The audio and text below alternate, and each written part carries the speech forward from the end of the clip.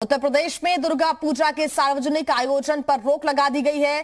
सड़क पर नहीं होगा कोई भी सार्वजनिक आयोजन, सशर्त हो सकेगा रामलीला का आयोजन।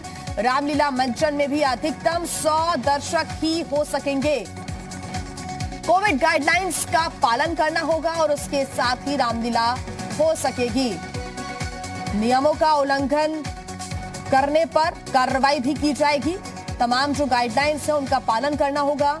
जिस तरह से गणेश उत्सव को लेकर भी गाइडलाइंस तय की गई थी और उन्हीं नियमों का पालन करते हुए गणेश उत्सव मनाया गया और अब दुर्गा महोत्सव में भी, दुर्गा पूजा में भी तमाम गाइडलाइंस का पालन करना होगा। तो वहीं रामलीला को लेकर भी गाइडलाइंस तय की गई है। रामलीला का जो मंचन है उसको अनुमति मिली है, लेकिन सिर्फ 100 दर्शक ही हो सकते हैं, इससे ज्यादा की अनुमति नहीं होगी। तो वहीं कोविड गाइडलाइंस के साथ रामलीला का मंचन करना होगा। गाइडलाइंस यही कहती है कि सोशल डिस्टेंसिंग का पालन हो, जो दर्शक हो वो मास्क का इस्तेमाल करें, सैनिटाइजर का इस्तेमाल करें। और इसी पर ज्यादा जानकारी के साथ जी मीडिया संवाददाता पवन हमारे साथ जुड़ गए हैं लखनऊ से। पवन, गणेश उत्सव की बात करें तो तमाम गाइडलाइंस के बीच गणेश उत्सव हुआ। दुर्गा पूजा में भी तमाम तरह की गाइडलाइंस का पालन करना होगा, उसके बाद ही अनुमति मिली और अब रामलीला को लेकर भी तय कर दी गई हैं गाइडलाइंस, तय कर दिए गए नियम। बिल्कुल, देखिए, अगर बात करें तो बढ़ते कोरोना वायरस को देखते हुए और इस महामारी से निपटने के लिए ये कड़े कदम उठाए जा रहे हैं। सबसे बड़ी बात है कि जिस तरीके से गणेश उत्सव में भी पूरी तरीके से गाइडलाइंस को फॉलो किया गया था, कोई सार्वजनिक रूप से किसी भी प्रकार का जो आयोजन था उसे साफ मना किया गया था, वैसे ही अब दुर्गा पूजा के लिए भी किसी भी पंडाल लगाने की अनुमति नहीं दी जा रही है। सबसे बड़ी बात है कि दुर्गा पूजा में अक्सर ये देखा गया है कि छोटे छोटे गली मोहल्लों में भी, सकरी गलियों में भी लोग दुर्गा पूजा की मूर्ति स्थापित कर देते हैं और वहाँ पर 9 दिनों तक वो दुर्गा पूजा चलती है।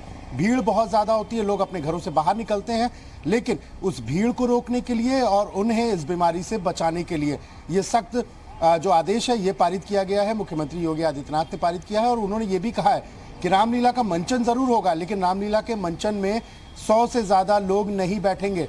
प्रॉपर तरीके से गाइडलाइंस को फॉलो किया जाएगा, प्रॉपर तरीके से सैनिटाइजेशन का काम होगा और उसके बाद जो मंचन देख रहे होंगे वो 100 लोग सिर्फ वहाँ पर बैठेंगे।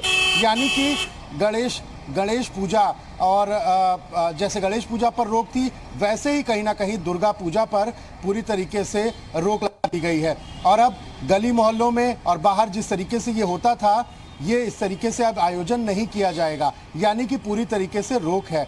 आप इस बात को समझिए कि लोगों को बाहर निकलने से, यानी भीड़ बहुत ज़्यादा एकत्रित होने से रोकने के लिए ये मुख्यमंत्री की तरफ से सख्त आदेश दिए गए हैं और इनका पालन कराना भी सुनिश्चित किया गया है, क्योंकि जहां पर ज्यादा से ज्यादा नियम बता दिए गए हैं और गाइडलाइंस तय कर दी गई हैं और ये सुनिश्चित अब लेकिन प्रशासन को करना होगा कि क्या उन गाइडलाइंस का पालन किया जा रहा है, क्या उन रूल्स को अपनाया जा रहा है, क्या उन नियमों का सख्ती से पालन हो रहा है या फिर नहीं। यानी कि प्रशासन के ऊपर ये अब एक और रिस्पॉन्सिबिलिटी है, बड़ी जिम्मेदारी है। पेट्रोलिंग ज्यादा करनी होगी, गली मोहल्लों में जाकर देखना होगा कि जहां पर प्रतिमा स्थापित की गई है वो गाइडलाइंस के मुताबिक है कि नहीं, और जहां पर रामलीला का मंचन किया जा रहा है क्या वहां पर सिर्फ 100 ही लोग हैं या फिर अगर लोग वहां पर बैठे हुए हैं दर्शक के रूप में तो क्या उनके बीच सोशल डिस्टेंसिंग का पालन हो रहा है या फिर नहीं, प्रिकॉशंस अपनाए जा रहे हैं या फिर नहीं। ये एक प्रशासन के ऊपर भी एक बड़ी रिस्पॉन्सिबिलिटी है अब।